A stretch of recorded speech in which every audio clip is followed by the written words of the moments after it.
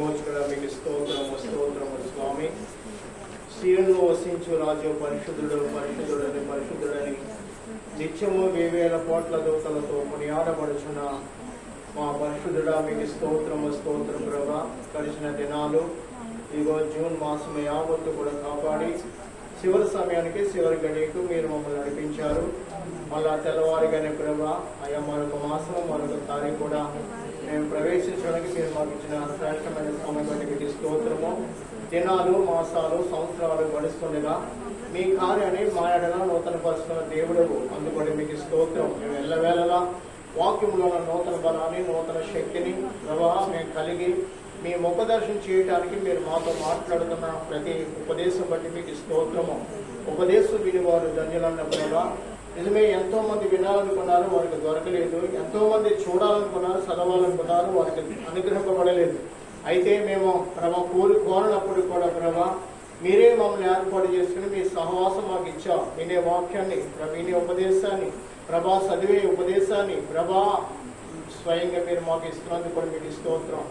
రాత్రిగాను ఆశ కలిగి వచ్చి మీ బిడ్డలు బట్టి మీకు స్తోత్రం.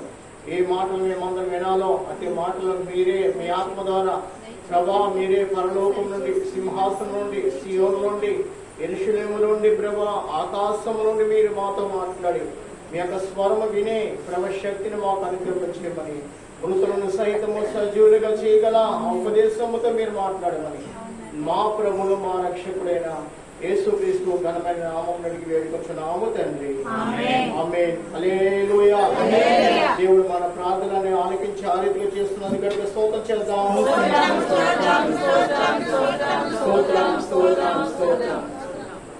దేవుడికి మహిమ కలుగును గాక.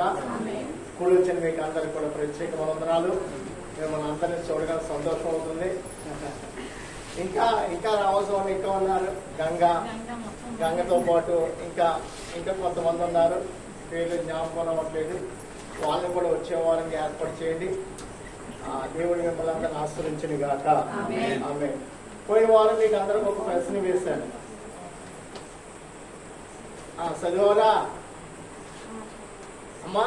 ఏం నేను చెప్పేసా కూడా మీరు చదవలేదా? అది వచ్చినప్పుడు మన కోట్ల మధ్య నుంచి నా మధ్య నుంచి ఎంత తేలేదు తేలండి. ఆహా ఆ ప్రార్థనలో నిజంగా ఇంటికాడా సవట మీద ఏదో పావుతుందా లైటే లేదు. పురుగు చెత్త పావుతుందా ఈ చూడడం నాకైతే అందం లైట్ వేసి కట్టి దేవుడు కాపాడాడు, దేవుడు రక్షించాడు. దేవుడికి స్తోత్రం కలిగా. హల్లెలూయా. సరిగ్గా చప్పట్లు కొట్టండి దేవుడికి. నారమ్మ గారు చెప్పిన సాక్ష్యం బట్టి చంపేశారు గారిని బట్టి మంచిది. హల్లెలూయా. కృష్ణ లోపల నుంచి దేవుడు విడిపించాడు. రాత్రి కాలం చాలా కలవరం అయిపోయింది. ఓకే సరే అండి, ఎలా చూడండి. పోయిన వారం మీకు ఏ గ్రంథం చదవమని చెప్పాను? ఎస్తేరు గ్రంథం చదవమని చెప్పాను. ఎస్తేరు గ్రంథం చదవలేదు. చదివారా? అయ్యయ్యో ఎస్తేరు గ్రంథాలు ఏముంది? ఎస్తేరు గ్రంథం దేవుడు అనే మాట ఎన్ని మాటలు ఉంది? నేను మిమ్మల్ని అడిగాను.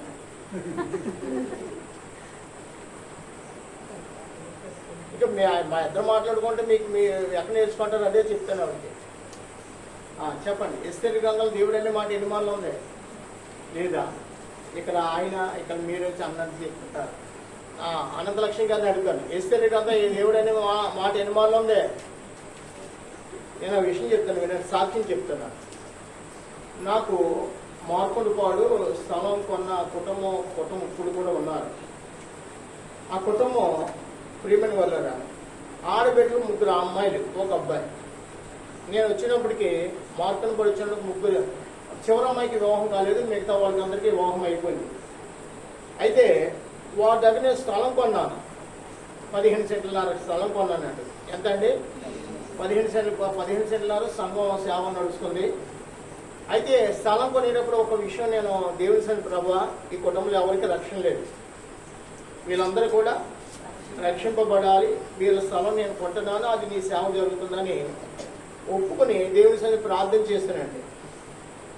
అయితే స్థలం కొన్నప్పుడు ఏమీ ఇబ్బందులు ఏమి రాలేదు. స్థలం అమౌంట్ అన్ని ఇచ్చేస్తాను. ఆయన ఎందుకో కొంచెం నా మీద కోపగించాడు. అయితే భార్య, ముగ్గురు అమ్మాయిలు కూడా సంఘానికి వస్తూనే ఉన్నారు. క్రమక్రమంగా ఒకరి తర్వాత ఒకరు రక్షణ అభిషేకం వారు గడిచారు. అయితే ఇంటి యజమానుడు మాత్రం వచ్చేవాడు కాదు.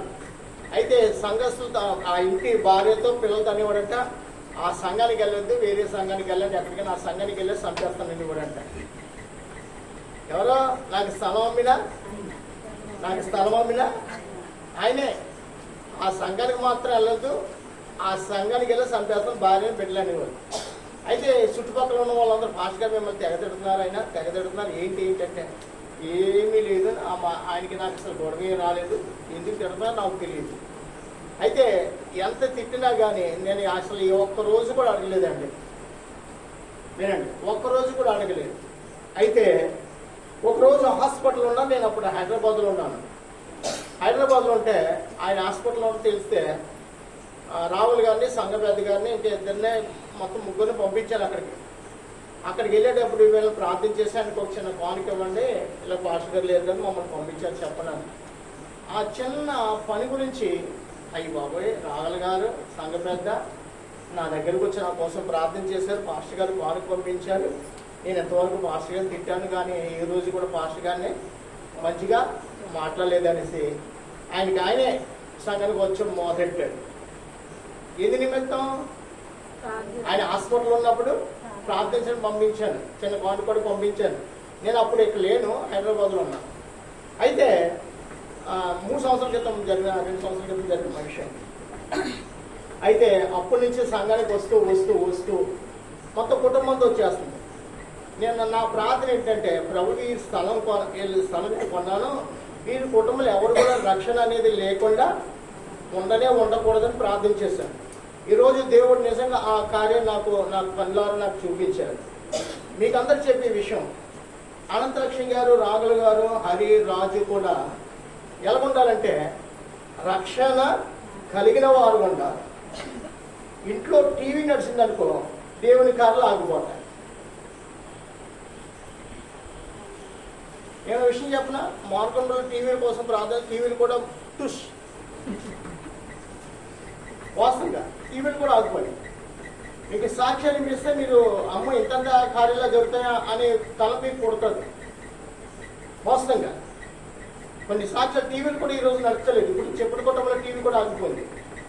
నేను ప్లాన్ చెప్పాను, వీళ్ళందరూ రక్షింపబడాలి, వీళ్ళ స్థలం నాకు అమ్మాలి, వీళ్ళ స్థలంలో నీ సేవ జరుగుతుంది, ఆత్మల పంట జరుగుతుంది. అంతకుముందు మామూలు శారీరకమైన ధాన్యం పండించేవారు. దానికి విలువ ఉందంటే ధాన్యం పండించి అమ్మేసేవారు, చేతులు ఉట్టుకునేవారు. ఇప్పుడు అలా కాదు. ఏ పంట? ఆత్మల పంట. ఇప్పుడు దేవుడు ఈ కుటుంబంలో కార్యం జరిగించాలి. మనం అందరూ ఒక సంఘముగా కోరుతున్నాం, అవునా కదండి? ఈ కుటుంబంలో కార్యం జరిగించాలంటే ఏం చేయాలి? జ్యోతికి, రాజుకు టీవీ కావాలి. జ్యోతి, రాజు టీవీ పెడతారు. అనంతలక్ష్మి గారు తాతికి వాళ్ళ మధ్యలో కూర్చుంటారు.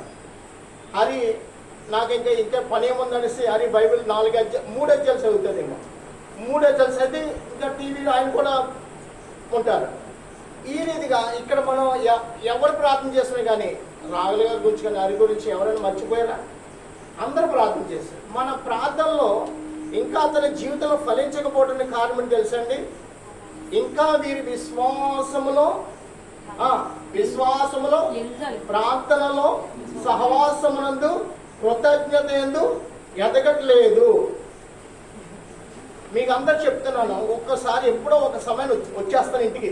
రాత్రి 10ంటికా, రాత్రి 11ంటికా, ఉదయం 6ంటికా, ఉదయం 8 గంటలకా, ఏదో ఒక రోజు వచ్చేది ఆ టీవీ పట్టిపోతా, టీవీ నడుతూ ఉంటాయి. మీకు అంతా చెప్తున్నాను, నాకు వీళ్ళ ఏం కావాలి? రక్షింపబడాలి. నాకున్న తలంపు అంటే మీ టీవీనే పట్టుపోతానండి. ఆత్మీయత కావాలి నా ప్రియమైన వాళ్ళారా. ఏం కావాలి? పోయిన వారం చెప్పిన వాక్యం అర్థమైందే లేదా చెప్పాలి. టీవీ చూసే వాళ్ళందరూ గట్టిగా స్తోత్రం చెప్పండి. అందరూ చూస్తున్నారు అయితే. మరి మీరు ఒక నిమిషం, సరే అవే ఒకరిద్దరు చూడకపోయినా అందరూ చూస్తున్నారు. ఒక నిమిషం. మనమందరం టీవీ చూస్తున్నాం, మనమందరం ప్రార్థనలో ఏకీభవిస్తున్నాం, మనమందరం కన్నీరు పెట్టి ప్రార్థన చేస్తున్నాం. పరలోక రాజ్యం మనకు ఉందా? వచ్చే వారం ప్రకటన గ్రంథం గురించి చెప్తాను, వినండి. వచ్చే వారం ప్రకటన గ్రంథం గురించి మీకు చెప్పాలి. ఇంకా మేము బాగా లోతుగా నడిపించగలం. లోతుగా నడిపిస్తే ఏం చేస్తారో తెలుసా? మీరు అసలే ఇంకా లోకం ఏంటో నాకు తెలియదు అన్నట్టు ప్రభులో జీవిస్తాం. దేవుడికి స్తోత్రం కలిగాలి. అలా జీవిస్తే మనం దేవుని రాజ్యం చేస్తాం.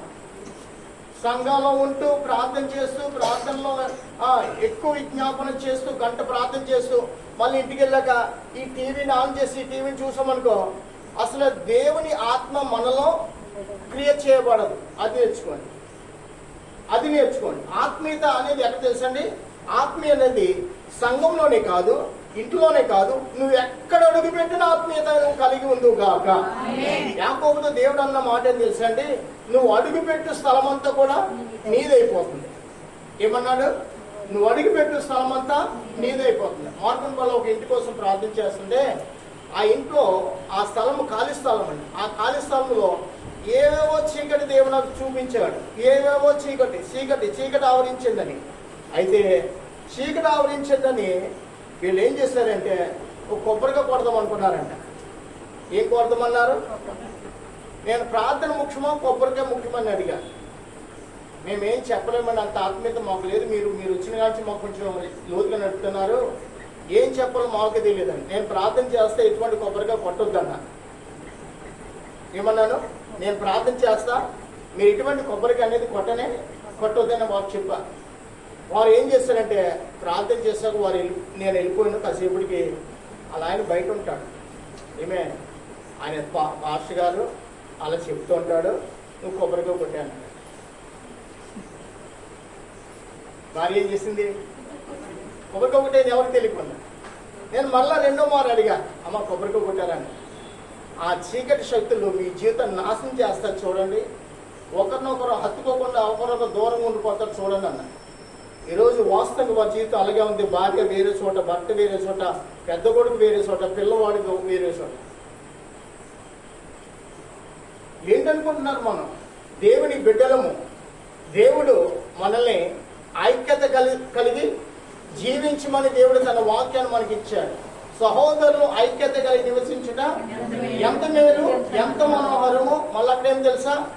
ఆశ్రదమును శాశ్వత జీవమును అచటనే ఉండును. చెప్పండి, ఆశ్రదమును శాశ్వత అచటనే ఉండునంట. ఎక్కడ ఐక్యత కలిగి ఉంటాం, ఎక్కడైతే ప్రార్థన కలిగి ఉంటాం, ఎక్కడైతే దేవునికి భయము భక్తి కలిగి జీవిస్తామో అక్కడ ఇవన్నీ కూడా లభిస్తూ ఉంటాయి, ఇవన్నీ కూడా కలుగుతూ ఉంటాయి.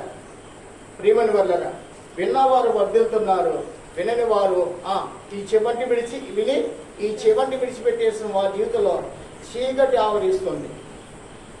చూడండి, ఒక వ్యక్తి గురించి ఈరోజు మనం జ్ఞాపకం చేస్తున్నాను.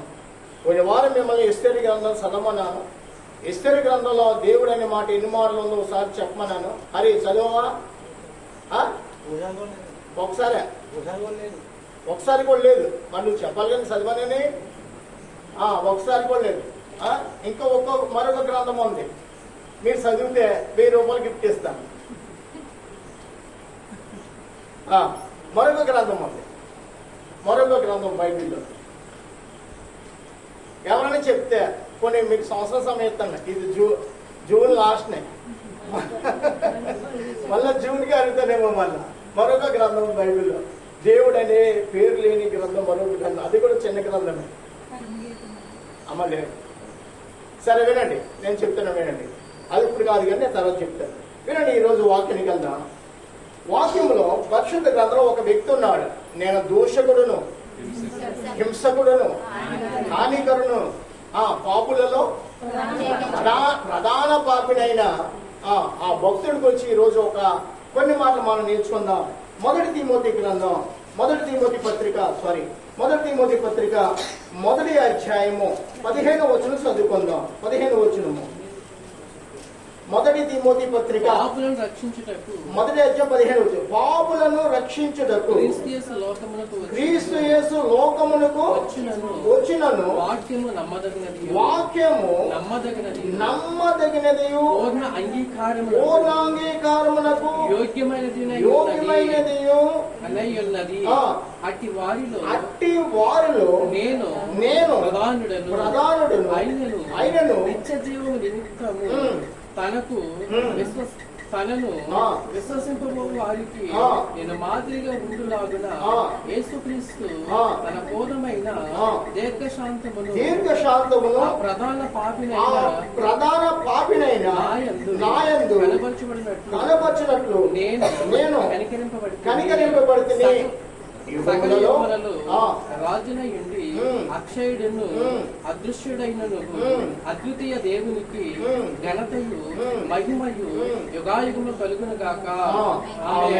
ప్రభునందు ప్రేమను వల్ల పౌలు గారు ఇక్కడ ఏమన్నాడంటే నేను ఒక మాదిరి ఏమన్నాడండి. ఇక్కడ కూర్చున్న మనము ఎవరికి మాదిరిగా ఉన్నాము? ఇక్కడ వాక్యం ఎలాగంటేదా పూర్ణ అంగీకారమైన వాక్యానికి పేరు పెట్టేవారు ఇంతవరకు ఎవరైనా అనొచ్చేమో కానీ వాళ్ళు మళ్ళా అన్న తర్వాత వారి వాక్యం గురించి వింటే వారే వాక్యం ప్రకారంగా వారు ప్రవర్తిస్తున్నారు. మనం ప్రవర్తిస్తున్నామా లేదా? వాక్యాన్ని వింటున్న మనలో మాదిరి ఉందా లేదా మనం నేర్చుకోవాలి.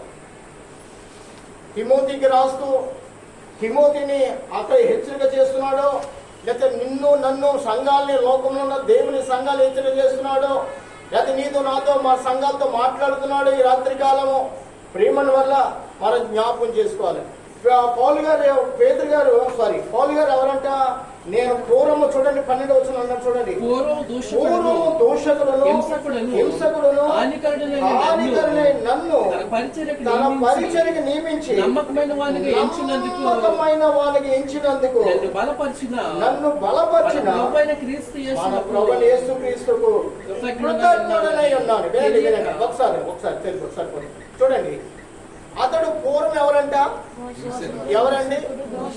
ఎన్ని పేర్లు పెట్టుకున్నా గానీ ఏం పర్లేదు కానీ ఇప్పుడు ఆ పేరు ఎవరు కూడా పేరు పౌలు గారికి పెడతాకి లేనే లేదు. ఇప్పుడు పౌలు గారిని ఏమంటున్నారు? అమ్మో గొప్ప సావుకుడు. ఇప్పుడు మనము కూడా ఒకప్పుడు మనము కూడా ఎవరు? మనము కూడా అట్టివారమే. మనము కూడా పౌలు గారే కాదు, మన అనుభవం కూడా అదే. పౌలు గారిని ఏ ప్రభువుతో పిలిచాడు? ఇప్పుడు అదే ప్రభు మనల్ని కూడా ఏర్పాటు చేసుకుని ఈ రక్షణ నువ్వు కూడా కలిగి ఉండేనా? ఈ వాక్యాన్ని నువ్వు కూడా కలిగి ఉండి ఈ వాక్యానికి నీవు లోబడి నేను నిన్ను కూడా ప్రేమిస్తున్నాడు. పౌలు గారిని ప్రేమించినట్టే పౌలు గారు మనల్ని కూడా ప్రభు మనల్ని కూడా ప్రేమిస్తున్నాడు. వినండి, పౌలు గారు తెలియగా చేశానంటున్నాడు. ఎలాగంటే అండి తెలియక మనమెవరు తెలిసి చేస్తుంటే పరలోక రాజ్యం చేరదామా? నేను నిన్ను ఒక్క విషయం అమ్మా టీవీ చూడొద్దు అంటే నువ్వు చూస్తుంటే వల్ల నీకు లాభమా నాకు లాభమా? ఒక విషయం చెప్పనా, మన ఇంట్లో టీవీ నడిస్తే ఇంట్లో ఎక్కడ కూడా దేవుడు సంచరించు. మన ఇల్లు ఇక్కడ కూర్చున్న ప్రతి ఒక్కరు కూడా గమనించాలి. 6:30 అయితే కొన్ని కథలు వస్తాయి, కొన్ని నవ్వించే కథలు వస్తాయి, చిన్నపిల్లలు పోగులు వస్తాయి. ఏవైనా నీ లోక సంబంధమైన విషయాలు కానీ ఆత్మ సంబంధమైన విషయాలు ఏది కూడా కానీ కాదు. ఆత్మ సంబంధమైన విషయం ఏదంటే పరిశుద్ధ గ్రంథాన్ని పట్టుకొని కూర్చున్నట లేదా సంఘానికి వెళ్ళి ప్రార్థన చేయడం అంతే. మన హృదయంలో వాక్యానికి చోటు లేకపోతే సాతాను గారు ఇక్కడ పీఠం వేస్తాడంట. ఎక్కడ? హృదయంలో పీఠం వేస్తాడు. హృదయంలో పీఠం ఎవరితో ఉండాలి? దేవుడు ఉండాలి. అందుకే మత్తయి సువార్తలో ఒక దెయ్యం వచ్చి ఒకటి పట్టుకుని వదిలేస్తానంట. వాడి ఇల్లు అంట ఎలా ఉండాలంట? ఎవరు లేనట్టుగా అంటే ఎవరు లేనట్టుగా తండ్రి కుమార పరిశుద్ధాత్మ దేవుడు ఆ ఇంట్లో ఆ హృదయంలో లేకపోతే వాటికంటే చెడ్డ దెయ్యాలని తీసుకుని ఆ ఇంటిని మళ్ళా మొదటి దానికంటే ఎక్కువ పాడు చేస్తాడు. వినండి, మొదటి దానికంటే ఎక్కువ పాడు చేయమంటే ఏం తెలుసా? నీ బట్టి ఇంకెవరు రక్షింపబడకూడదు. నీ ఇంటిని చూసిన వారు ఎవరు కూడా నీకు ప్రార్థన ఇల్లని ఎవరు కూడా పేరు పలకూడదు. నువ్వు సంఘానికి వెళ్తున్నా కానీ నువ్వు సంఘానికి వెళ్తున్న పేరు లోకములు ఎవరి చెవిని కూడా వినబడకూడదు. అలా చేస్తాడు సాతాను గారు.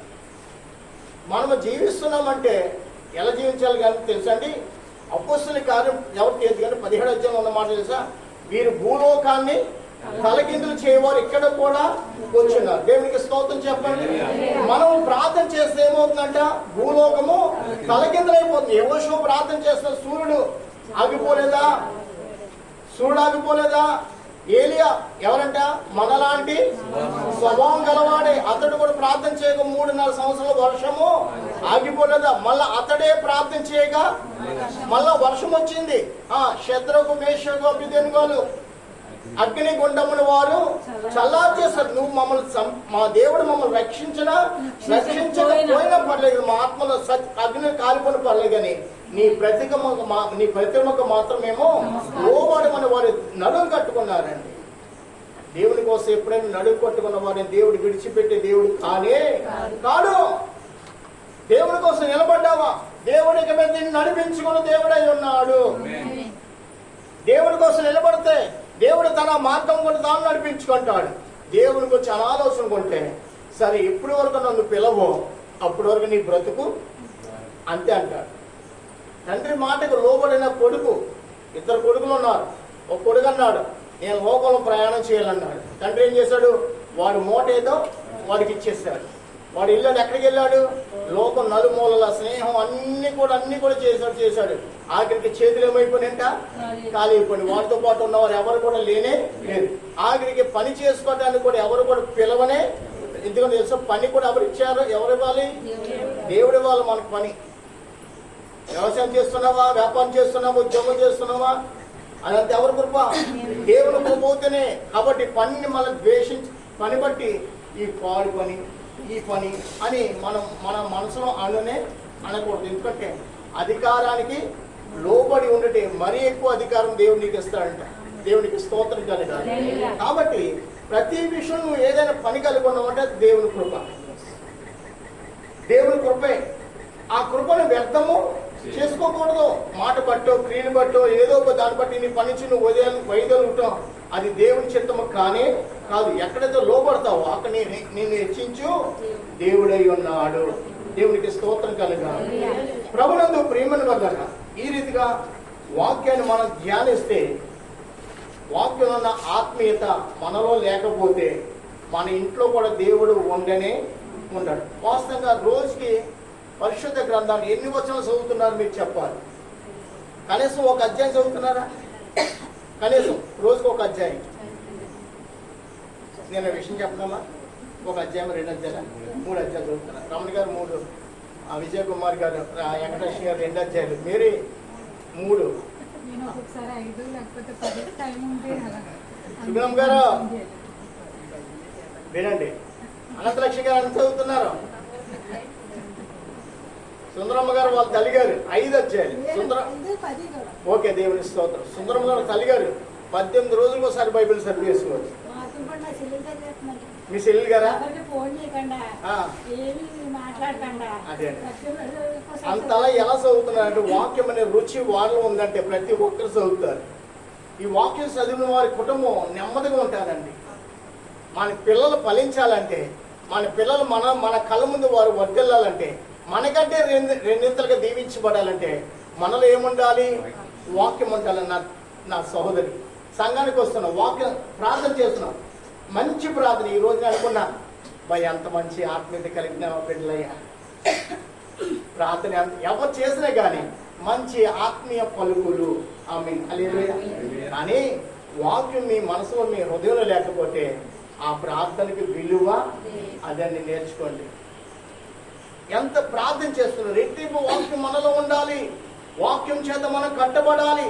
వాక్యం చేత మనం ప్రయాణం నిలబడి ఈ రీతిగా దేవుని కోసం మనం సమర్పణ కలిగిన వారు ఉండాలి. సమర్పణ లేకపోతే మన జీవితానికి, మన విశ్వాస జీవితానికి విలువంటూ లేనే లేదు. ప్రియ సహోదరి సహోదరుడా, పౌలు గారు సమర్పణ కలిగి ఉన్నాడు. పౌలు గారు ఇంకా లోకాన్ని ఎలాగెంచుకున్నాడంట? పెంటగా ఎంచుకున్నాడు. లోకం ఎలాగెంచుకున్నాడు? లోకం వైపు నేను చూడను, ఎందుకంటే ఆయన ముఖ తేజస్సును చూశాడు, ఆయన జీవం గల స్వరాన్ని విన్నాడు. కాబట్టి ఇంకా లోకంలో ఎక్కడ కూడా పౌలు గారికి కనబడని, ఎక్కడ ఉన్నా కానీ ప్రభు కోసం నిలబడ్డాడు, ప్రభు కోసం నిలబడ్డాడు, ప్రభు కోసం నిలబడ్డాడు. పౌలు గారు పడిన శ్రమలో ఏ శ్రమ అయినా మనలో ఎదురవుతే మనకు కలిగితే మనం అసలు దేవుని సన్నిధిని మనం చేరమేమో. 2 కొరింథీలో పౌలు గారు ఎన్ని శ్రమలు పడ్డాడు అమ్మా? 2 కొరింథీ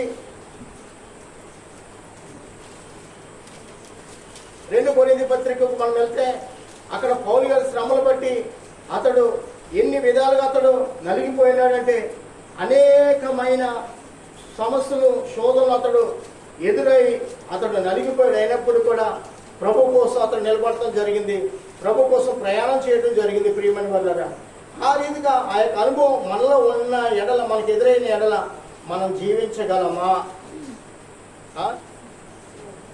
మనం ఈ లోకంలో ప్రభు కోసం సాక్షిగా ఉండగలమా? వాడలో ప్రయాణం చేస్తూ వాడ పగిలిపోయిందంటాడు. ఇన్ని 2 కొరింథీ 11 అధ్యాయానికి వస్తే 2 కొరింథీ యూదుల చేత 5 మార్లు ఒక్క నిమిషం 11 అధ్యాయము 22 నుంచి చదువుంది. మొత్తం అంతా 22 చదవండి.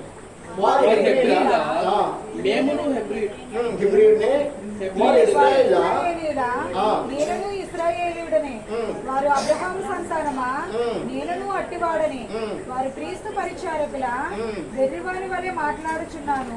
నేనను మరీ ఎక్కువగా క్రీస్తు పరిచారకుడను, మరి విశేషముగా ప్రయాసపడితిని, మరి అనేక పర్యాయములు చెరసాలలో ఉంటిని, అపరిమితముగా దెబ్బలు తిని. చూడండి ఎన్ని పర్యాయాలు ఉన్నాడు చెరసాల్లో, అనేక లెక్కలేదండి. ఎక్కడున్నాడు? చెరసాల అంటే ఏంటి? జైల్లో ఉన్నాడు. ఎక్కడున్నాడు? ఇప్పుడు మనం ఏదైనా చిన్న సమస్య బట్టి మనం జైలుకి వెళ్ళామనుకో, సంఘానికి వస్తామా? నలిగిపోతాం, కుమిలిపోతాం. కానీ పౌలు గారు చెరసాల్లో ఉన్నప్పుడు కూడా అంటున్నాడు, నేను అనేక పర్యాయాలు చెరసాల్లో ఉంటేనే అపరిమితముగా దెబ్బలు తిన్నాడు. అనేక మార్లు ప్రాణాపాయములలో అందరూ కూడా చదువు అండర్లైన్ చేసుకోండి. అనేక మార్లు ప్రాణాపాయములలో ఉంటుంది.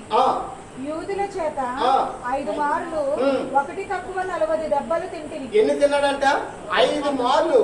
ఒక్కోసారి 39 కొరడాలు, 39 దెబ్బలు తింటేనే ఉన్నాడు 5 మార్లు. మళ్ళీ చదవడమ్మా. 3 బెత్తములతో కొట్టబడితిని, ఒకసారి రాళ్లతో కొట్టబడితిని, 3 వాడ పగిలి శ్రమపడితిని. 3 అంటే 3 మార్లు వాడ పగిలి శ్రమపడితిని. ఒక రాత్రి పగలు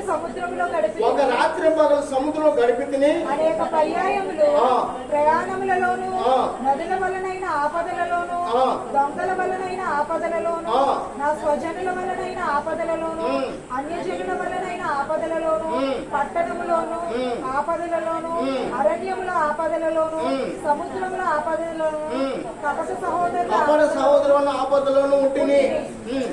ప్రయాసముతోను, కష్టములతోను, తరచుగా జాగరణములతోను, ఆకలి దప్పికలతోను, తరచుగా ఉపవాసములతోను, చలితోను, దిగంబరత్వతోను ఉంటుంది. ఇంకా అనేకమైన చెప్పవలసి ఉన్నవి. సంఘములన్నిటిని కూర్చున్న చింతయు కలదు. ఈ భారము దినదినము నాకు కలుగుచున్నది. చాలు అంతవరకు సరిపోతుంది. దినదినము సంఘములన్నిటినీ మెత్తుకొని ఏముందంట? భారం. ఇక్కడ రక్షింపబడిన మనం ఎవరి కోసం ప్రార్థన చేయాలి తెలుసండి? బాబు నాకు కొడుకునిచ్చావనైనా, ఓ కూతురిచ్చానైనా, అమ్మా ఎవరంట? ఓ కొడుకునిచ్చా, లేకపోతే 2 కొడుకులు, లేకపోతే 3 కొడుకులు, లేకపోతే 4, లేకపోతే 4 కూతురు ఇచ్చా అని పిల్లల బట్టే మనం ప్రోగులాడతాం. కానీ సంఘాల గురించి కానీ, దేవుని రాజ్యం గురించి కానీ, దేవుడు మన కోసం బలియాగాన్ని మనం ఎప్పుడు కూడా స్మరించాం. అసలు ఎక్కువగా ఏది స్మరించాలి తెలుసా? నీవు అడగకపోయిన దేవుడు నీకు ధారాళంగా దయచేయు దేవుడు. గట్టిగా స్తోత్రం చెప్తామా? ధారాళంగా దయచేయ దేవుడు అండి మన దేవుడు. ప్రార్థన చేయని వారు తింటున్నారా, తింటలేదా? ప్రార్థన చేస్తున్న వారు మనం కూడా తింటున్నాం. కానీ నువ్వు తిన్నదానికి నాకు తిన్నదానికి తేడా ఉంది. వాళ్ళేమో దేవునికి మొరపెట్టకుండా తింటారు, మనమేమో దేవునికి మొరపెట్టి దేవానికి స్తోత్రం ఆహారం ఇచ్చామని. నన్ను గణపరచువాన్ని అది మళ్ళీ మనం ఘనత పొందుకుంటున్నాం. వాళ్ళకేమో తింటారు కానీ అసలు ఎవరిచ్చారో కూడా తెలియని స్థితిలో వారు ఉంటున్నారు. అయినా కానీ దేవుడు వారిని కూడా ప్రేమిస్తున్నాడు, నిన్ను ప్రేమిస్తున్నాడు. కానీ నీవు వారి వల్ల ఉండకూడదు. ఎవరి వల్ల ఉండకూడదు? లోకస్తుల వల్ల మనం ఉండకూడదు. మనం ఎలా ఉండాలి? ప్రభుని కలిగిన వారికి జీవించదు గాక. వారికి పరలోక రాజ్యం ఉందా అంటే వారికి పరలోక రాజ్యానికి వారి వారసులు కాదు. వారు దేనికి వారసులు మీరు చెప్పండి? అగ్ని ఇక్కడ వేగింది అనుకో, నేనంటే అమ్మ అగ్నిలో ఒక్కొక్క లైన్ ఎటు దూకింది అంటే దూకేస్తారా? మరి అంతే కదా అమ్మా. నేను దూకేమంటే దూకేస్తారా? మరి నేను చూడొద్దంటే చూద్దామని వేస్తారా? అమ్మా మా జ్యోతి అన్నం తినగానే ఏం కావాలి? ఇవే కావాలి. సరే, జ్యోతి చిన్నపిల్ల, ఇంకా వాకింగ్ చాలు సరిగ్గా అది నేర్చుకుంటే పాపం సంతోషంతో పాట పుస్తకం వేసింది, బైబిల్ కూడా వేసింది. వయసు వచ్చినప్పటికీ, సమయం వచ్చినప్పటికీ మనకంటే ఎక్కువ ప్రార్థన చేస్తారు. దేవునికి స్తోత్రం కలిగి అది ఆ విజయం ఉంది. కానీ తేలలేకపోతుంది. అది ప్రియమైన వారు నేర్చుకోండి. మనము అంతకంటే చిన్నప్పటి నుంచి మనం సండే స్కూల్లో ఎదిగిన వారు, సండే స్కూల్లో వాక్యాన్ని విన్నవారు. కానీ ఈ రోజు చూస్తే మనం ఇంకా ఎలాగున్నామంట? పసి పిల్లల్లాగానే ఉన్నాం. కానీ పెద్దవారిలో మనం కనబడతలేదు. పెద్దవారు అనేవారు ఎవరు తెలుసా అండి? చెప్పిన ఒక విషయం. పెద్దవారు అనేవారు ఎవరు? కాలేబు అంటున్నాడు, మోషే పంపినప్పుడు నాకు 40 సంవత్సరాలు, ఇప్పుడు నాకు 85 సంవత్సరాలు నుండి వచ్చిన. అయినా కానీ యుద్ధం చేయటానికి నాకు ఇంకా శక్తి తక్కువ. ఏ శక్తి? శరీరశక్తి కాదు, ఆత్మీయ శక్తి. దేవునికి స్తోత్రం కలగాలి. ఆత్మ బలముతో ఉంటే ఈ లోకంలో సంబంధించి ఏ స్థితికి మనం భయపడం. పౌలు గారు ఎన్ని పరిస్థితులకు అతడు ఎన్ని స్థితులు బట్టి అతను నలిగాడు. ఒక్క పరిస్థితి బట్టి అతడు ఎక్కడ కూడా సేవ ఆపేయడం కానీ, అతని ప్రయాణం ఆపేయడం కానీ ఎక్కడ కూడా సాగనే ఎక్కడ కూడా ఆగిపోలేదు, సాగిపోతూ ఉన్నాడు. ఎక్కడ ఆగలేదు, అతని సేవ సాగిస్తూ ఉన్నాడు. ఎందుకు అతని క్రీస్తు యొక్క పోలికను అతడు కలిగి ఉన్నాడు. మనలో క్రీస్తు పోలిక లేదు, మనం లోకానుసరణ పోలిక కలిగి ఉన్నాం. అందుకని వాక్యం ఎంత విన్నా కానీ పోయిన మంగళవారం విన్న వాక్యము ఈ రోజు ఈ మంగళవారం మనకి జ్ఞాపకం లేదు. వాస్తవంగా పోయిన మంగళవారం ఏ వాక్యాన్ని మొదలు చదివా అమ్మా? వినండి, వాక్యాన్ని వింటూ వింటూ వింటూ కొంతకాలం, కొన్ని దినాల వరకు మంగళవారం ఈ వాక్యం విన్నాను, మంగళవారం ఈ వాక్యం విన్నాను, దాన్ని నెమరు వేస్తుండండి. శుక్రవారం ఈ వాక్యం విన్నాను, దాన్ని పట్టుకోండి. ఆదివారం వాక్యం వినండి. అసలు వాక్యం మిమ్మల్ని విడిచి పెట్టదు. దేవునికి స్తోత్రం కలుగు. వాక్యం మీ హృదయంలో, మీ జీవితంలో, మీ ఇంట్లో నివాసము కలుగున్న రోజున మీ ఇల్లు పరలోక గృహాలుగా మార్చబడును గాక. మీ ఇంట్లో అప్పులు ఉండేవాడిని నేర్చుకోండి. మొదట మీ ఇంట్లో మన క్రైస్తవుడు అనేవారు ఎవరైనా కానీ, వాక్యాన్ని కలుగున్న ఎవరైనా కానీ చూడండి, దేవునికి వ్యాధిగ్రస్తుడిగాను, అవమానం కలిగిన వాడుగాను, అప్పులు నిందలు కలిగిన వాడుగాను, లేదా చీకు చింతల చేత పడిన వాడు ఉండటానికి దేవుడు ఎంత మాత్రం ఒప్పుకోడు. ఎందుకంటే మన నిమిత్తం ఆయన ఏమైపోయాడంట? దరిద్రుడైపోయాడు.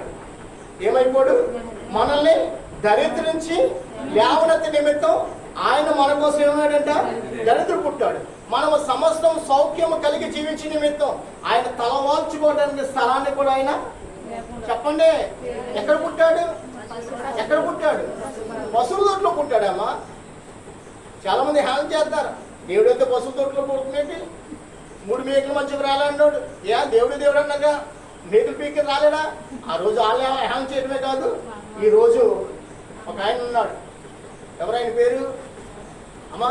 ఎర్రబట్టలు వేసుకుని తిరుగుతూ ఉంటాడు.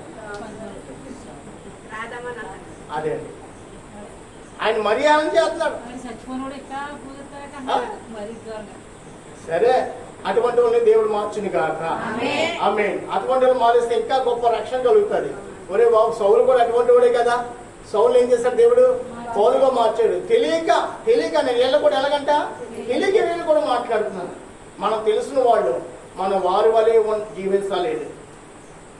ప్రియమైన వాళ్ళరా, మనము ఇంకా ఎక్కడున్నామంటే పసిపిల్లలకు ఉన్నా కానీ వాక్యాన్ని కలిగిన వారుగా మనం లేవు. అందుకనే పౌలు గారు తిమోతికి రాస్తూ అంటున్నాడు, 15 వచనం, మొదటి అధ్యాయం 15 వచనం, పాపం రక్షించుటకు క్రీస్తు లోకమునకు వచ్చిన వాక్యము ఎంత నమ్మదగిందంటే తిమోతి అన్నాడు, ఎంతైనా వాక్యం నమ్మదగినది తిమోతి.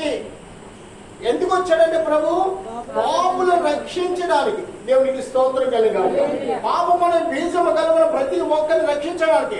ఏ పాపి నశించిపోవడానికి ఇష్టం లేదు. ఏ పాపి నరకానికి పోవడానికి ఏమాత్రం కూడా ఇష్టము లేదు. అయ్యా వినండి, పాపం నుంచి మనం రక్షించుకున్నాడు. మనము తినటానికి కానీ కట్టుకోవటానికి కానీ తలదాసుకోవటానికి గురించి దేవుణ్ణి శోధించుకుంటా, ప్రభా నా గ్రామం, ప్రభా నా గ్రామం, ప్రభా నా గ్రామం రక్షింపబడాలి ఉద్దేశం, ప్రార్థన, ఆత్మ నీలో ఉన్న ఎడల, ఆ అంశం గురించి ఆలోచన కలిగిన ఎడల ప్రభు నీతో మాట్లాడు దేవుడిగా ఉన్నాడు. హల్లెలూయా. చాలా మంది ప్రభు నాతో ఎందుకు మాట్లాడరు అంటారు. ప్రభు మాట్లాడతాడు. ఇప్పుడు తెలుసా, ఆయన రాజ్య స్థాపన నిమిత్తం మనం భారము కలిగి జీవించిన ఎడల. ఇప్పుడు కూడా ప్రభా ఒక గిన్నెచ్చ 2 గిన్నెవరా, ప్రభా ఒక గిన్నెచ్చ 3 గిన్నెవా, నేను 3 గిన్నెచ్చ 4 గిన్నెలు, ఇలాగ మన గిన్నెల కోసం బిడ్డల కోసం ప్రార్థన చేయవలసిన పని తెలుసా. సృష్టించిన వాడంట అవస్థలు మీ మధ్య నిలబడ్డాడు. నేను కూడా మీకులాగే ప్రార్థన చేశాను. నేను అప్పుడు మధ్యప్రదేశ్ ఉద్యోగం చేశాను. ఆ సాక్షి ఎప్పుడైనా చెప్పలేదు నాకు తెలియదు. కానీ ఆ రోజు నేను ఉదయం 6 గంటల డ్యూటీకి 8 గంటల డ్యూటీకి వెళ్ళాను. రాత్రి 8 గంటల 12 గంటలు డ్యూటీకి వచ్చాను. ఆ రోజు డ్యూటీలో నేను నలిగిపోయాను. నలిగిపోతే మా ఇంటి ఎదురుగా ఉన్న వారు మరాఠీ వాళ్ళు అండి. మరాఠీ అంటే మహారాష్ట్ర వాళ్ళు. ఎవరండి? వారి కుమారుడు, పెద్ద కుమారుడు పుట్టినరోజు. అంతకుముందు మీ వదిన గారికి, మా పిల్లలకి ముగ్గురికి పూరీలు, సేమియా ఇంకా గారు వేసి ఇచ్చేసారు. నేను రాత్రి 8ంటికి వస్తే నన్ను చూసి అన్నయ్య గారు కూడా ఏమని అనేసి వదిన, అన్నయ్య గారు వచ్చారు కదా, అన్నయ్య గారికి కూడా ఏమని పూరి, మళ్ళీ సేమియా, మళ్ళీ గాలి ఇచ్చారు.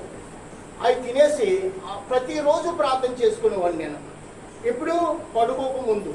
ఇప్పుడండి, ఇప్పుడు సావుకని ఇప్పుడు కాదు, ఉద్యోగం ఉన్నప్పుడు ఎక్కువ ప్రార్థన చేసేవాడిని.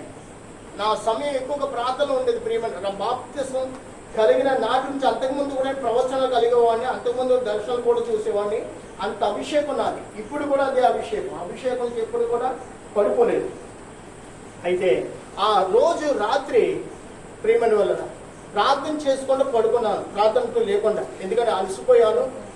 తింటాం ఫుల్గా దొరికింది, తినేసాను. తినేసి పడుకుంటే దేవుని దూత, అమ్మా వినాలి, నందన దేవుని దూత, ఇదిగో సన్సెట్, ఇలా మనం సామాను పెట్టుకోవటానికి ఈ సన్సెట్ పెడతాం కదా, ఆ సన్సెట్ మీద నిలబడి ఇదిగో దేవుని దూత ఇలాగందండి. ఎలాగనగా నా ఆత్మ నాలుంచులు వేసిపోయింది. నాలుంచులు వేసిపోయి ఆ దూత దగ్గర నిలబడింది. దూత దగ్గర చూడు నీ శరీరం అంటే, నా శరీరం ఎలాగుందంటే, నా శరీరం చాలా హెబ్రిక్గా పురుగులు పట్టే శరీరంగా, మట్టి శరీరంగా ఉందా నా శరీరం. నా శరీరం చూసి అయ్యో ఆ దూత ఆ శరీరం చూడంటే, నా శరీరం నేను చూసుకుని చిచ్చి ఆ మట్టి శరీరం నేను ఉన్నానా, అమ్మమ్మ ఆ శరీరం నేను ఉన్నాను, నాది కాదు అంటున్నాను. దూత అంటుంది, అది నీ శరీరమే, నువ్వు ఆ శరీరంలో ఉంటున్నా. ఎప్పుడు కూడా ప్రార్థన లేకుండా ఏమాత్రం కూడా నీవు పడుకోవద్దని దేవుని దూత నన్ను విడిచి వెళ్ళిపోతుంటే, దేవుని దూతను పట్టుకున్నాను. అబద్ధం ఆడట్లేదు, వాస్తవంగా జరిగిన విషయం నా జీవితంలో. దేవుని దూతను పట్టుకున్నా, ఆ శరీరంలో పంపించుకో, నువ్వు ఎక్కడ తీసుకెళ్ళి నీతో పాటు వచ్చేస్తానంటే, లేదు కొంతకాలం దేవుని మహా అద్భుతమైన పని నీ ద్వారా జరగబోతుంది, కాబట్టి నువ్వు ఆ శరీరంలో కొంతకాలం నువ్వు ఉంటావు. అయితే ఏం మరకూడదు, ప్రార్థన అనేది నువ్వు మరకూడదు. దేవుని దూత చెప్తే ఆ దూత వల్ల నన్ను ఇలా గెంటేగానే మళ్ళీ శరీరంలోకి వచ్చేసాను. మళ్ళీ లేచి నిలబడి ఎక్కడున్నాను, మళ్ళీ నా ఇంట్లో నేన్నాను. అప్పుడు ఇవి లగ్గొట్టి ఏమే ఇలా దర్శనం కలిగిందే అనుకున్నా.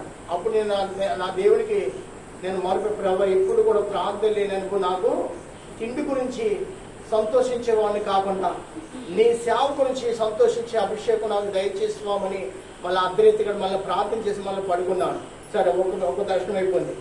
రెండో దర్శనం ఏంటంటే, మా అమ్మ మధ్యప్రదేశ్ వచ్చిందండి. ఆ రోజు ఆదివారం నాకేమో ఆదివారం సెలవే. అయితే ఆదివారం ఆటలు ఎక్కువ ఉన్న మళ్ళీ నా డ్యూటీ వేశారు. డ్యూటీకి వేస్తే మా అమ్మ ద్వారా ఆయన ఆదివారం గ్రూప్ పనికి ఏంటి సంఘానికి వెళ్ళాలి, వద్దు పనికి వెళ్ళొద్దంటే మా అమ్మతో నేను అన్న మాట ఇంటికి వెళ్తే, నీకేంటి 5 పిల్లలు పెంచి 5 పిల్లలకి చదువులు ఉన్నాయి, ఏమి లేదు, చేయించి కుట్టించేసాం, చిరుపొడి పుస్తకాలతో ఏ పుస్తకాలు మేము బడికి వెళ్ళి మేము చదువుకున్నా. ఈరోజు ఒక బిడ్డను చదివించాలంటే మాటలు కానీ ఫీజు కావాలి. ఒక స్కూల్ బ్యాగ్ 2,000 రూపాయలకి బ్యాగ్ కొంటాను కానీ బ్యాగ్ రాదు, పుస్తకాలకి ఎంత అవుతుందని మా అమ్మ మీద నేను గొడవపడి ఎక్కడికి వెళ్ళిపోయాను, పనికి వెళ్ళిపోయాను, డ్యూటీకి వెళ్ళిపోయాను. సాయంత్రం వచ్చేసా, పడుకున్నా, అంతా ప్రార్థన చేసుకుని పడుకున్నా. రాత్రి కాలం దేవుడు నా దగ్గరకు వచ్చి, ఏరిని పెళ్ళేరని దేవుడు నన్ను అడుగుతున్నాడు. ఇద్దరు పెద్దమ్మాయి చిన్నమ్మాయి పక్కనే, అప్పుడు 4-5 క్లాసులు అనుకోండి పిల్లలు, ఇద్దరు ఆ పక్క ఈ పక్క పడుకున్నాడు. ఏరిని పెళ్ళేరని దేవుడు నన్ను అడుగుతున్నాడు. ఇదిగో పెద్దమ్మ ఇక్కడ, చిన్నమ్మాయి ఇక్కడ అని చూపెడతాను. వారు నీ పిల్లలు కాదు, వారు నీ పిల్లలు. నేను ఆ పిల్లలు చూసి నువ్వు సంతోషించి నిమిత్తం ఆ పిల్లలు నీకు నేను అప్పగించాను. అంతే మాత్రం కానీ ఆ పిల్లలకి తినిపించడానికి కానీ సమకూర్చడం వల్ల నీ వల్ల ఏమి కూడా కానే కాదు. వారు ఎదిగే కొద్ది సమస్తం నేను వారికి ధారాళంగా దయచే దేవుడిని దేవుడు నాకు బయటకు వచ్చాడండి. ప్రియమైన వాళ్ళారా, నా పిల్లకి ఎలాగనుకుంటున్నావేమో, నా పిల్లని ఎలా పెంచాలనుకుంటున్నావేమో, వాక్యం చదివితే ఏంటి ఇలాగ నువ్వు కళ్ళ కంటున్నావేమో, దయచేసి విను. మీ మధ్య నిలబెట్టిన నేను అబద్ధం మాట్లాడలేదు. దేవుడు స్వయంగా నాతో మాట్లాడాడు. ఎప్పుడైతే దేవుడు నాతో మాట్లాడప్పుడు ఉద్యోగం ఉన్నాను, సేవకు రాలేదు. ఎప్పుడైతే దేవుడు నాతో ఆ రోజు నా పిల్లల గురించి చింత నేను విడిచిపెట్టేశాను. దేవునికి స్తోత్రం కలుగా. ఈ రోజు కూడా పెద్ద పిల్లల పేరు కానీ చిన్నపిల్లల పేరు కానీ ₹1 నా కష్టార్జితం అనేది నిలవేయలేదు. ఉద్యోగం చేస్తే రావాల్సిన ఫండ్ వచ్చిందండి. అయితే మా అత్తమ్మ గారు మా అమ్మ మా కుటుంబీకులందరూ కూడా 2 ఆడపిల్లలు కాబట్టి ఇద్దరికి సగం చేసి పిల్లలకు ఉపయోగపడుతున్నా. ఆ రోజు రాత్రి దేవుడు అన్నాడు, నా సేవకు నేను పిలుచుకున్నాను, ఒక స్థలం కొని నా సంఘాన్ని నువ్వు కట్టాలి అని ప్రభు మాట్లాడితే, మళ్ళీ ప్రభు చెప్పునే రీతిగా ఆ డబ్బు పిల్లల పేరున వేయలేదండి. మోసంగా పిల్లల పేరున వేయలేదు. అప్పటికి నాకు ఇల్లు లేదు, వేరే ఇంట్లో ఉండేవాడిని. ససురాలింట్లో అత్తగారింట్లో ఉండేవాడిని. ఇందులో ససురాలు అంటారు. అత్తగారింట్లో ఉండేవాడిని. అత్తగారింట్లో ఉన్నప్పుడు కూడా దేవుడు నన్ను అన్నాడు, ఇల్లు కాదు, ముందు నా మందిరం నీవు కట్టాలి అని ప్రభు మాట్లాడితే, అప్పటికి సేవ ప్రారంభించి 3-4 సంవత్సరాలు అయిందంతే. మా ఊళ్ళందరూ అనేవారు, సంఘం ఎదిగాక వారి తలకు కాస్త సాయం చేశాక తాడేకులు గుడుసు, తర్వాత రేకులు చేద్దు, అలాగే ఏది కానీ డబ్బు మాత్రం ఖర్చు పెట్టగానే మా కుటుంబీకులు అనేవారు. దేవుడు నాతో అన్నాడు, నీకు వచ్చిన పండుతో నా మందిరం నువ్వు కట్టాలంటే అప్పటికప్పుడు 15 సెంట్ల స్థలం తీసుకుని మందిరం కడతాం. మందిరం కట్టేటప్పుడు అండి ఎంతమంది విశ్వాసాలు తెలుసా? కేవలం 4. ఎవరండి? 4. ఆ మార్కులు కూడా అనేవారంటే ఆయన దగ్గర 100 మంది ఉన్నారా, పెద్ద మందిరం కట్టేస్తారా? 100 మంది ఉంటే పెద్ద మందిరం కట్టుకోవచ్చు. అసలు 4 తప్ప 5వ నెంబర్ అసలు లేదు.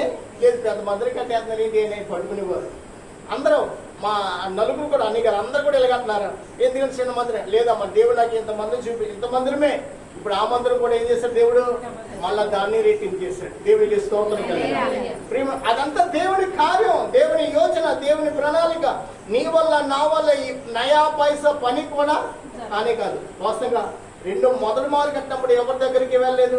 2వ మారు కట్టినప్పుడు ఏ రాజకీయ నాయకుల దగ్గర కానీ, గ్రామంలో ఉన్న ధనవంతుల దగ్గర కానీ, ఉద్యోగస్తుల దగ్గర కానీ ఎవరి దగ్గరికి వెళ్ళి ₹1 తీసుకుని మందిరంలో ఎప్పుడు కూడా పెట్టలేదు తెలుసా? మందిరం కట్టేటప్పుడు ఎవరు ఉండాలి? మన స్వయ కష్టార్జితం ఉండాలి. కానీ రాజుల దగ్గరికి అయినా కానీ, రాజకీయ నాయకుల దగ్గరికి కానీ ఎక్కడ కూడా వెళ్ళి మనం డబ్బులు అడగకూడదు. మందిరాలని ఊరూరు తిరిగి సంఘాలు పోజేయడం దేవుని నామానికి మహిమ. కానీ దేవునికి అసాధ్యం అనేది ఏది కూడా లేనే లేదు. శామా దేశపు రాణి ఎక్కడి నుంచి ఉందంట? బూది గంతల కోన చివరి నుంచి వచ్చి ఎవరిని? సొలొమోను యొక్క ఉపదేశాన్ని వినడానికి ఆమె వచ్చింది. ఆమె వచ్చినప్పుడు ఎలాగొచ్చింది తెలుసా? సమస్తాన్ని, ఆమె కలుగున సమస్తాన్ని కూడా సొలొమోనుకి ఇవ్వడానికి సమకూర్చుకుని తెచ్చేసిందండి. సొలొమోను వాక్యాన్ని వింటుండగా ఆమె మనసు పులకింతయి సంతోషించి తెచ్చిన దాంట్లో ఒక నయా పైస కూడా ఆమె చేతితో పట్టుకెళ్ళకుండా మొత్తం అంతా సొలొమోను చేతికి అప్పగించేసి వెళ్ళింది. ఆమె వెళ్తే ఏమని తెలుసా? మొదటి రాజుల గ్రంథం 10వ అధ్యాయం అనుకుంట, నీ ఎదుట నిలబడి నీ వాక్యాన్ని వింటున్న వారు ధన్యులు ధన్యులు ధన్యులు అంటే చూడండి. ఈ జనులు భాగ్యవంతులు. అధ్యాయము వచ్చును.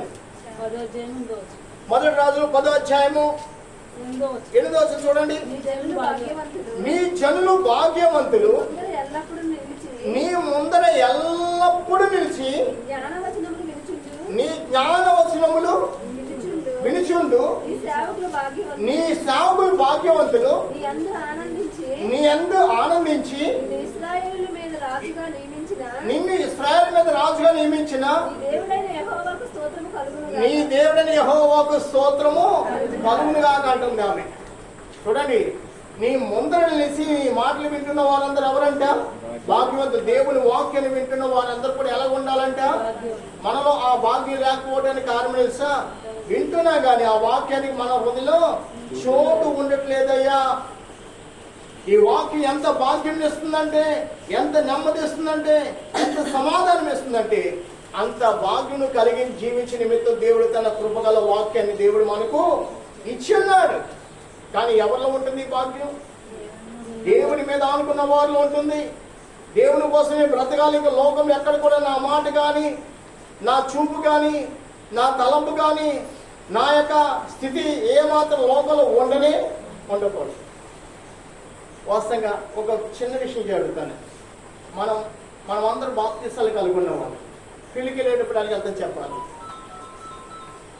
పెళ్లికి వెళ్ళేటప్పుడు అమ్మా మీరందరూ ఎవరైనా పెళ్లికి పిలిచారనుకో, మీరు ఎలా వెళ్తారు పెళ్లికి? సరదాగా చీరలు మారిపోతాయి, ముట్టు కాటికలు వచ్చేస్తాయి, పట్టాలు వచ్చేస్తాయి, మళ్ళీ ఏంటి బంగారం గాజులా మళ్ళీ మెడలోకి ఏమొచ్చేస్తాయి, అన్నీ వచ్చేస్తాయి. మన దగ్గర ఉన్నా లేకపోయినా వేరే దగ్గర తీసుకుని నగలు పెట్టి ఒకసారి అందరూ ఉన్నా లేకపోయినా కొంతమంది ఉంటారు.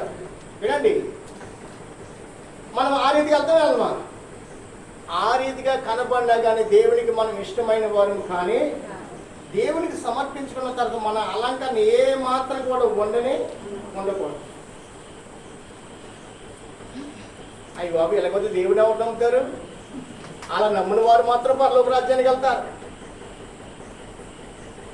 ఎలాగా? అలాగే నమ్మిన వారు మాత్రం పరలోక రాజ్యాన్ని, మిగతా వారు పరలోక రాజ్యాన్ని చాలా. ఎందుకో తెలుసా అనంతలక్ష్మి గారు? ఎందుకు తెలుసా? మనం ప్రభుకి సమర్పించుకున్నాక మనలో ఎవరు కనపడాలంట? ప్రభువే కనపడాలి. దేవునికి స్తోత్రం కలిగి ప్రభువే కనపడాలి. పెట్టుకో, చిన్న కాదు, ఒకటి పెట్టుకో, చేతికి ఒకటి వేసుకో. పెళ్లికి వెళ్ళేప్పుడు ఏం చేస్తాం? ముస్తాబు అయిపోతాం. ప్రియమైన వాళ్ళరా, దేవునికి నచ్చినది కానే కాదు. ఒకవేళ మీకు కావాలా వాక్యం ఎక్కడుందని అడుగుతారేమో. మొదటి పేతురు 3వ అధ్యాయంలో 3వ వచనం చదవండి. అందరూ కూడా తీయాలి. స్త్రీలుగా ఉన్నవారు అందరూ కూడా తీయండి. జడలు అల్లుకునిటియు ఒకసారి పని మొదలు చదవండి బ్రదరు. అటువల స్త్రీలారా వినండి. స్త్రీలుగా ప్రత్యేకంగా రాసిన మాట. అటువల స్త్రీలారా మీరు మీ సొంత పురుషులకు లోబడి ఉండి అందువలన వారు ఎవరైనా వాక్యానికి అవిధేయులైతే వారు భయముతో కూడిన పవిత్ర ప్రవర్తన ప్రవర్తన ఏదంట? ప్రవర్తన ఏం పేరు ఉంది? పవిత్ర ప్రవర్తన చూసి వాక్యం లేకుండానే తమ భార్య నడవడి వలన రాబట్టబడవచ్చును. జడలు అల్లుకునిటయు, బంగారు నగలు పెట్టుకునిటయు, వస్త్రములు ధరించుకునిటయు వెలుపటి అలంకారము మీకు అలంకారముగా ఉండక. చూడండి, వెలుపటి అలంకారం అంటే ఏంటి? లోక సంబంధమైన అలంకారం మళ్ళా మనకు ఉండకూడదు. రక్షింపబడిన వారు ఎవరికైనా, ఎవరికండి? వెలుబడి అలంకరణ ఏమి కూడా మనకు ఉండకూడదు. ఏ అలంకరణ ఉండాలి? కింద రాష్ట్రం చెప్పండి. సాధువైనట్టు సాధువైనట్టు. వినండి, ఎంతంట? తగిన వస్త్రాలు ధరించవచ్చు. అవునే కదా? నేను ఒక తగిన వస్త్రం అంటే మంచి చీర కొనుక్కు. తగిన వస్త్రం అంటే 5,000 రూపాయలు కూడా తగిన వస్త్రమే. కానీ దానికి అద్దాలను ఏంటంట మెరుపులు ఏం ఉండకూడదు. అది అంతే అంతే. ఎందుకంటే అది సమాజానికి కూడా. ఏంటి, నేను మీ ఎదురు అందరి నిలబడ్డాను. ఒక 5 ఉంగరాలు నాకు ఉన్నాయి. 4 ఏళ్ళకి 4 ఉంగరాలు ఉన్నాయి. వాచ్ ఉంది. అత్వాలు నేను ఇలాగంటున్నాను. దేని చూపెడతాను? నా బంగారం చూపిన వాచ్ చూపెడతాను, కానీ దేవుని చూపెడతలేదు. ఇప్పుడు మీరు ఏమంటారు? ఈ పాటగారు మాట్లాడితే ఈ చెయ్యాలంటే 4 రోజులు చూపెడతాడు, ఈ వాచ్ ఎలా అంటారంటారా? అంటారు. మీ చేత నేను అనిపించుకోకూడదు, నా చేత అది. నేను మిమ్మల్ని అంటా. మనం మా పెళ్ళికి 10 మంది అమ్మాయిలు వచ్చారు ఆటోలో. లేదా ఇద్దరు పూలు పెట్టుకొచ్చారండి. అంతే. అరే, పూల గురించి వాకింగ్ చెప్పాను లేదా? మీ అమ్మగారు అన్నారు లేదా? మీ వదిలి గారు ఇద్దరికే వాకింగ్ ఇదే చూపించాను. నువ్వు రక్షింపబడిన దాన్ని ఎవరు చూస్తారంట? రక్షణ లేని వారు. నీతో ఆటంకం ఒక అమ్మాయికి రక్షణ లేదు. ఆ అమ్మాయి రక్షింపబడాలంటే నీ ప్రవర్తన, నీ సత్ప్రవర్తన, నీ క్రియలు అన్ని కూడా ఆమె కనబడుతుంది. బాప్తిసం తీసుకుంది, పువ్వులు పెట్టుకుంది, ఇంకా కుంకాలు, ఇంకా ఇవన్నీ కూడా ధరించేసింది. ఇంకా నాకేంటి, నేను రక్షణ పొందకపోతే నాకేమొచ్చింది అనుకుంటాను అనుకుందా? ఇప్పుడు ఆమె రక్షింపబడకపోవడానికి కారణం ఎవరో? రక్షింపబడిన మనమే. పౌలు గారు అంటున్నాడు, వాక్యము పూర్ణాంగీకరమైనది, పాపులలో ప్రధాన పాపిని. ఇప్పుడు ఆ వాక్యాన్ని నేను పూర్ణంగా అంగీకరించాను, పూర్ణంగా నేను లోబడిపోయాను, పూర్ణత కలిగి ఉన్నాను. ఇప్పుడు నేను మళ్ళీ పాపపు క్రియలు నాలో లేవంటాడు పౌలు గడే కాదు, సంఘము కూడా. స్త్రీ కూడా ఎలా ఉండాలంట? సాధువు అయినట్టు మృదువైనట్టు. కింద వాక్యం కంప్లీట్ చేయండి. సాధువు అయినట్టు మృదువైనట్టు. చూడండి ఇక్కడ మళ్ళీ చదువమ్మా. సాధువైనట్టు గుణమును అక్షయ అలంకరణ గల నీ హృదయపు అంతరంగ స్వభావము మీకు అలంకారముగా అంతే అంతే అంతే. ఏది అలంకారంగా ఉండాలి చెప్పండి. ఇప్పుడు మన గుణం ఎలా ఉండాలంట? ఒక అలంకరణమే చాలండి. మన హృదయం పరిశుద్ధంగా ఉంటే మొత్తం అంతా పరిశుద్ధమే. దేవునికి స్తోత్రం కలిగాలి. మన హృదయం దేవుడు ఏది కోరుకున్నాడు? ఇక చూడ, హృదయం పరిశుద్ధంగా ఉంటే ఈ శరీరం సంబంధించిన ఏటి మీద కూడా మనస్సు ఉంచము. ఈ శరీరం వచ్చి ఇంకా ఆశ మనకి కలగనే. అందుకనే ఆత్మీయ సంఘం ఆ సంఘమే.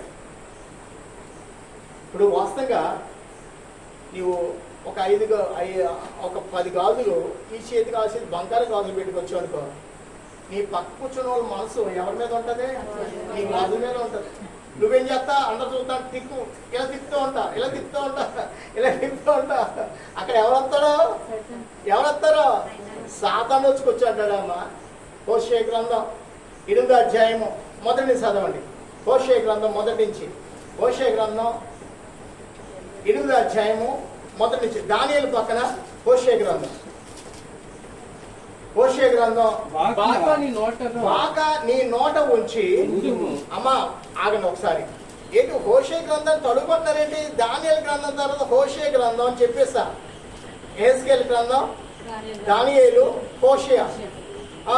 అందుకనే అన్ని విధాల మనం వాక్యమందు ఆరి తేరిన వారికి ఉంటుంది కాక. మా సోదరులు అలా తీయగని అలా చెప్పగల తీయేస్తారు. దేవునికి స్తోత్రం కలిగాలి. మీరేంటి ఇంకా తడుగుకుంటున్నారో? దానియేలు గ్రంథం ఎక్కడ ఉంటుందో తెలియదు నాకు, కీర్తన గ్రంథం ఎక్కడ ఉంటుందో తెలీదా? చదవండి. ఇప్పుడు హోషేయ గ్రంథం 8వ అధ్యాయము మొదటి చదవండి.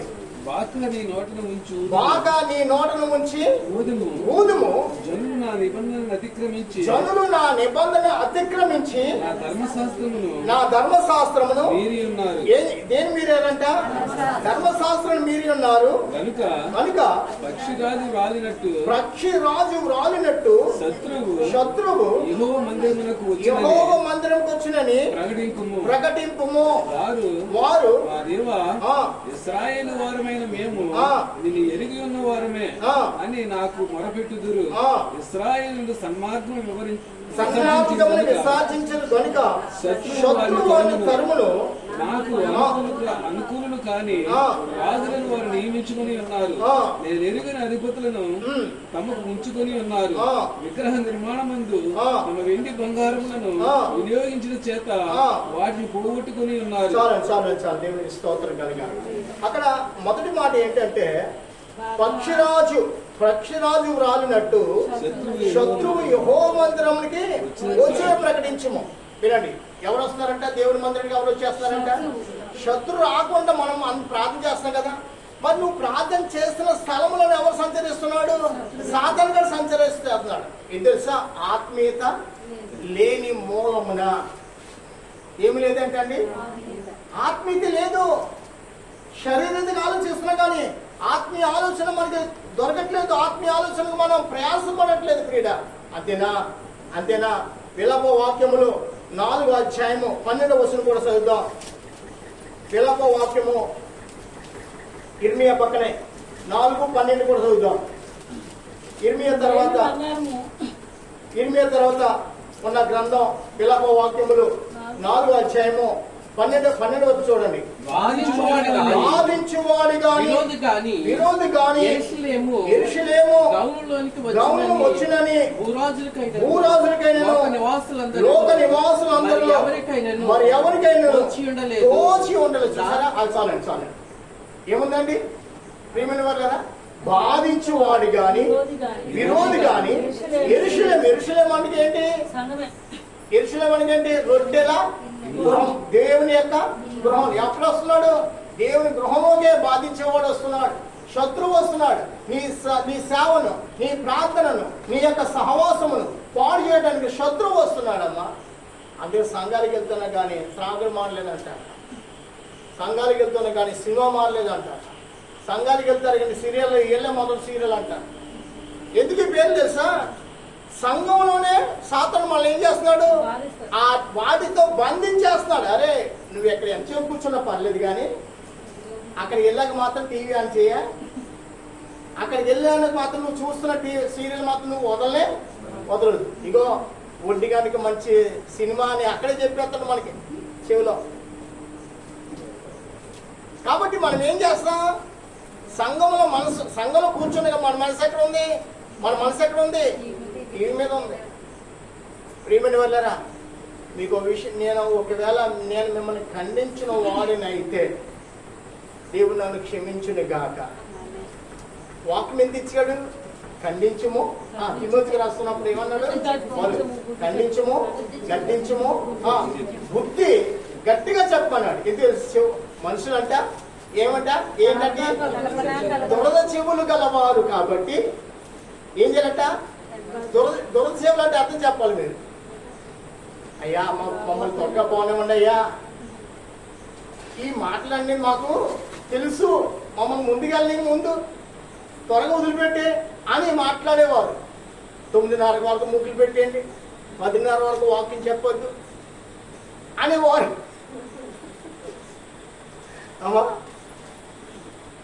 వాస్తవంగా ఇటువంటి సమయం వచ్చినప్పుడు దేవుడు నాకు ఎక్కువగా మాట్లాడుతూ నాకు ఎక్కువ ఆశ అభిలాష కూడా ఏమని పడ్డా. మా సేవకుడు గురించి సాక్ష్యం చెప్తాను. మన రాష్ట్రానికి కాదు, కేరళ రాష్ట్రానికి చెందిన పాష గారు. ఆయన అంటే ఒక రౌడీ అంట. ఎవరంట? రౌడీ. కేరళ ప్రాంతాల్లో ఒక రౌడీ. అయితే వద్దు ఆవులెత్తలొద్దు మనకే, ఇలాగా రౌడీ అయితే తాడి చెట్టు ఎక్కేసి పళ్ళుకొండ నోటితో బిగించుకుని కింద దిగిపోడంట. అంత మళ్ళా అంత కేటిగాడు, అంత మోసగాడు కూడా. అయితే ఈయనతో పాటు ఉన్న స్నేహితులు ఎవడో ఒకరిని పొడిచేశాడంట. ఈయన ఆ రోజు ఆయన లేని. అయితే ఆ టీం అంతా మొత్తం మీద పట్టుకుంటే ఎవరెవరు ఉంటారంటే అబ్రహం ఉంటాడు, మోషే ఉంటాడు, ఇసాకు ఉంటాడు, యాకోబు ఉంటాడు అని చెప్పారు. టీం 5 పేర్లు. 5 పేర్లు ఇతని పేరు ఉంటే అసలు ఈ సంపూర్ణ ఏంటో నాకు ఆ గొడవలు నాకు తెలియని బాధ కృంగిపడిపోతున్నాడు. కృంగిపోతూ ఏడుస్తున్నాడట. అతనికేమో స్మోకింగ్ అలవాటు అంట. ఏంటంటే స్మోకింగ్, సిగరెట్లు అలవాటు. ఇంట్లో తల్లిదండ్రులు ఒక బాధపడుతున్న ఇంట్లోకి వెళ్ళిపోయి సిగరెట్ పెట్టి సిగరెట్ మీద సిగరెట్ కాల్ చేస్తున్నాడంట. ఏం చేయలేండి. చూడండి, వినండి ప్రియమని వద్దరా. సిగరెట్ ఇక్కడ కాలుస్తున్నాడు, ఎదురుకుండా ఒక గోడ ఉంది, ఇలాగే తెల్లగోడ. అక్కడ ఇతని ఆత్మ కాలిపోతుందంట అగ్నిలో. ఇక్కడేమో కూర్చో మన సూర్యవదలు కూర్చున్నారు కదా, ఇలా కూర్చొని సిగరెట్ మీద సిగరెట్ కాల్ చేస్తాడు. ఇతని ఆత్మ ఎక్కడ అగ్నిలో కాలిపోతుంది. అక్కడ అగ్నిలో కాలిపోతుంది. నన్ను రక్షించు, నా రక్షణ తెలియక పాపం చేసి నన్ను రక్షించేవాడు ఎవరని కేకలేస్తున్నాడట. ఏంటి ముచ్చట చేమను పట్టేసినాయట. ఏంటి నేను ఇక్కడ కూర్చున్న ఆత్మ అక్కడ అగ్నిలో కాలిపోతున్నా, అసలు ఏంటని ఇంకా తొక్కుపడిపోతుంటే ముఖం కింద ఎప్పుడైతే పెట్టాడో అప్పుడు ఎవరో చేసి ఈ స్థితిలో నీ చెయ్యి విడిచిపెట్టి అంటే నువ్వు నరకానికి వెళ్ళిపోతావు, తర్వాత నీకు నా రాజ్యం అంటూ దొరకదు, నువ్వు లేచి నా సన్నిధికి పరిగెట్టని ఒక ఆయన చెప్తూ విన్నానంట. నా సన్నిధికి పరిగెట్టంటే అప్పుడు ఇంటి వెనకాల ఒక సంఘం ఉండేదంట. ఆ సంఘం భాష గల సౌండ్ పెట్టినప్పటికీ పెళ్లి మరి రాజ్యం కొట్టేవాడంట. దేన్ని మైకని. ఇప్పుడు బాక అన్నాడు కదా, మనం వచ్చే గ్రంథం ఏం తెచ్చిన బాకంటే ఏంటి మైకే. ఆ మైకిల్ని రాళ్ళతో కొట్టాడంట. రాళ్ళతో కొడుతుంటే దేవుడు ఏమన్నాడు, రాల్సి చేయకుండా నా సంధికి నీవు వెళ్ళమంటే అప్పుడు సంఘానికి ముందు గేటు దగ్గర కూర్చుని ఏడుస్తున్నాడట. పాస్ గారు ఇది మళ్ళీ నన్ను కొడతా కూర్చోలేవు, పాస్ గారు తలుపు తీయట్లేదు.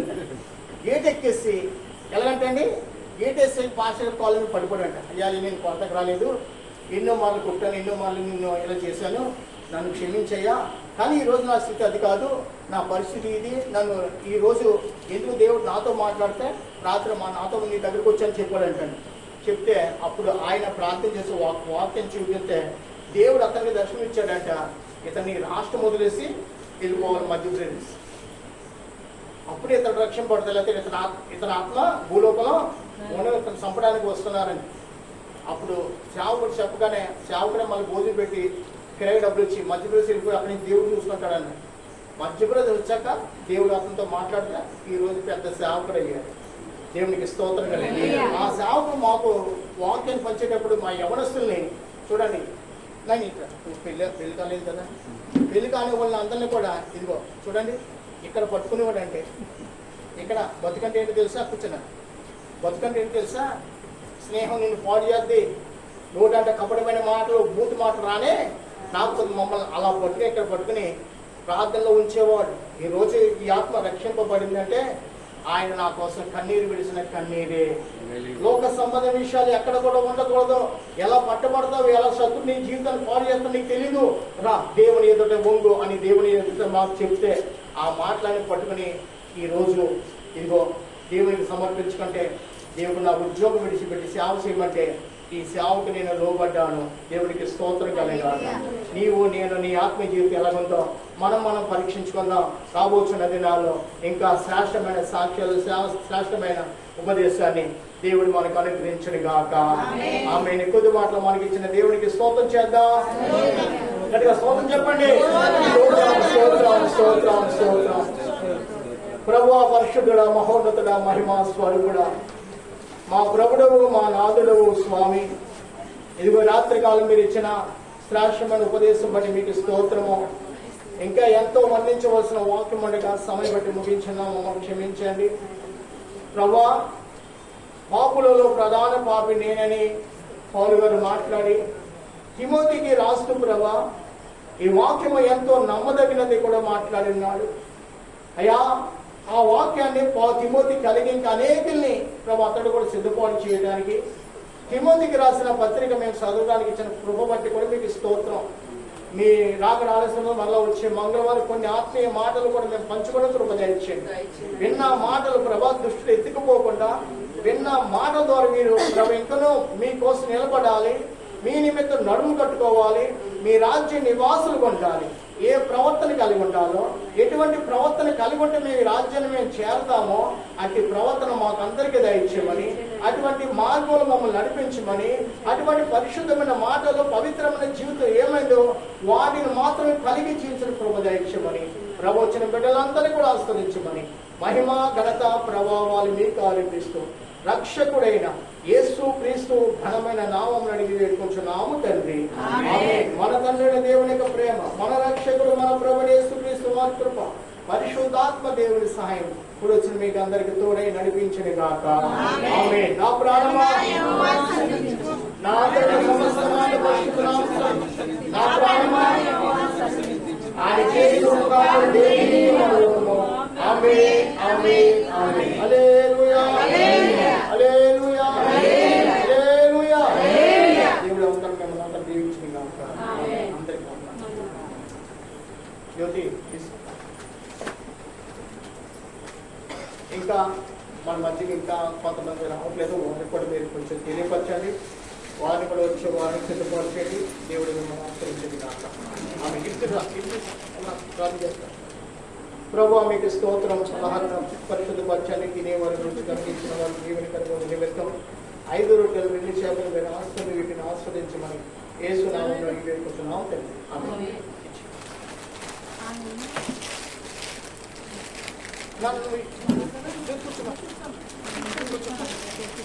కూర్చో.